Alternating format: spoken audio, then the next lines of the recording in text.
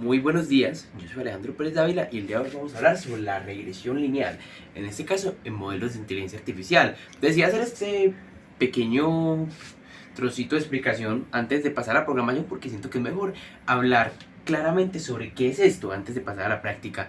La regresión lineal es una técnica de análisis de datos que, con base a la dispersión de datos apropiadamente, es decir, en este caso podemos utilizar un scatter con matplotlib para que los datos sean así como pequeños punticos. Con base a esto, nosotros vamos a poder conocer la dispersión general y a su misma vez su tendencia e incluso conocer datos futuros. Por ejemplo, haciendo una función lineal, por eso se llama regresión lineal.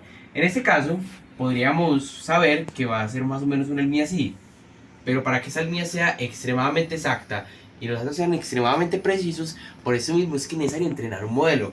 Eso realmente no es tan complicado, simplemente necesitamos la librería scikit-learn, matplotlib y seaborn.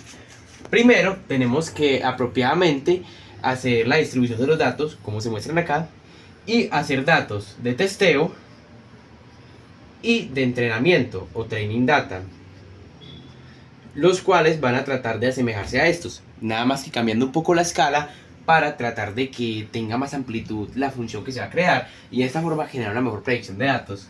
Posterior a esto, de hecho, nos va a quedar algo así, algunos punticos de testeo y otros de entrenamiento. Permítame, yo cojo otro color, y otros de entrenamiento. El programa pues va a tratar de hacer efectivamente la función de la siguiente forma. Y también vamos a obtener unos valores W y B, es decir, más o menos cuánta inclinación tiene esta función, para así poder saber cómo la podemos graficar e incluso cómo podemos predecir datos con base a esta. Eso es la regresión lineal. Vamos a la programación.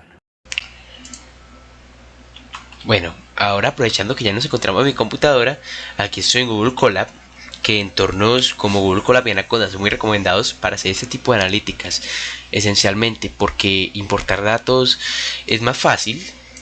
E incluso recomendaría que estos datos fueran del tipo CSV para poder separarlos de una forma más efectiva.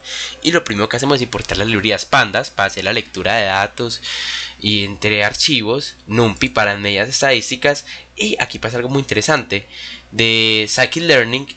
Yo estoy importando específicamente linear regression y train test split. Train test split es para poder hacer, por así decirlo, ese entrenamiento en inteligencia artificial y que nos dé datos más exactos. Y propiamente la regresión lineal, ya que importar todo scikit-learn sería muy demorado, muy pesado para el programa. Aparte tenemos seaborn y matplotlib para las gráficas. Y Drive, de hecho eso es lo más interesante de Google Colab. En este caso, al pertenecer apropiadamente a Google, subir archivos es muy fácil, simplemente necesitamos tenerlos en nuestro Drive, irnos a la pestaña de archivos, buscar en qué carpeta lo tenemos y simplemente copiar la ruta. Y ya con eso la tenemos y la pegamos. En este caso estoy haciendo un head para poder ver más o menos qué datos tenemos. Estos son de un hospital que describe cuánto va a pagar cada persona. En este caso es una muestra algo grande. Aquí la podemos ver más definida con base a su sexo, su índice de masa corporal, cuántos hijos tiene, si fuma, su región y su edad. Aquí estoy básicamente recolectando los datos que voy a tratar de utilizar utilizando DF. Esto es para que se identifique. En este caso, en el caso es de la columna smoker, si dice yes, podemos asumir que efectivamente es un fumador. Lo mismo con no smoker y un proceso similar con male y female. En este caso vemos la distribución de datos haciendo un plot. De hecho aquí está el BMI, el índice de masa corporal y cuánto pagan los fumadores. Aquí cada puntico iría representando cada uno de los datos de este CSV. Y ahora empieza lo interesante, entrenamos los datos, definimos los datos de entrenamiento tanto en el eje X como en el Y y los de testeo. En este caso con base a los datos de Smoker y desde Smoker BMI, y utilizamos scatter en cada uno de estos para que nos dé esta misma dispersión de datos. Algo interesante es que es muy importante marcar la diferencia entre training data y testing. Training data son básicamente los datos que utiliza la IA, de hecho se demora un poco en cargar para poderse entrenar a sí misma, para tratar de asemejarse a esta que tenemos aquí. E incluso si es un poco diferente la forma, es porque podemos ver que la escala incluso varía un poco. Y el testing ya es la IA apropiadamente haciendo pruebas para tratar de que sí se mimetice mucho con los datos originales. Ahora creamos el modelo Linear Regression de la forma LR. Es muy importante hacer un reshape para poder que estos datos no se disparen y se mantengan así, muy similares a los originales. Y de hecho finalmente tenemos la regresión. En este caso simplemente tenemos que hacer la predicción, que va a ser para que el modelo vaya incluso más allá de los datos que ya tenemos, ayudándonos a predecir algunos, el color y en este caso el alfa, la versión que vamos a utilizar para los datos. Aquí la tenemos, que de hecho más adelante con el caso de los no fumadores vamos a ver un problema bastante interesante. Y finalmente pues tenemos apropiadamente este resultado, que ya es cuando estamos juntando todo esto, ya no es con las datas de testing, sino que es con las datas generales. Y vemos que efectivamente esta línea, que es esta misma de acá, que de hecho estamos utilizando el modo prediction, espérenme, yo lo busco, el model.predict, simplemente que con los datos originales y ya no con los de testeo. Incluso yo aquí estoy dando el calculate W y VSCode, el dope, que es como estaba diciendo la inclinación, que nos va a ayudar a poder graficar esa línea. Y vemos que si colocamos estos mismos datos y simplemente creamos la línea con esto y no tanto con el modelo que ya hicimos, vamos a ver que es igual, ya tenemos los valores exactos de cómo está construida esta función. Ahora hagámoslo con los no fumadores, vamos a hacerlo más rápido. Directamente creamos los datos de testeo, aquí podemos ver que se crea un bloque grande. Tratamos de predecir los datos y wow, ¿qué es lo que pasa aquí? Lo que pasa es que como es una función lineal, no puede ser curva, no puede ser cuadrática, no puede ser exponencial, es lineal, pues va a tener que ser recta.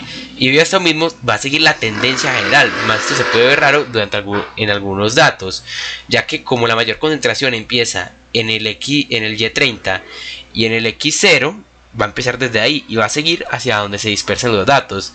Este es uno de los problemas de la regresión lineal, que si bien es simple, esto también la hace muy limitada. Finalmente, simplemente pasamos esto a los datos originales, que de hecho aquí se nota mucho el cambio de escala, que esto se hace precisamente para que aquí los datos están muy juntos. Aquí ella trata como de separarlos, como ver cada uno mejor individualmente para poder crear esa línea, pero vemos que en materia sigue siendo muy similar.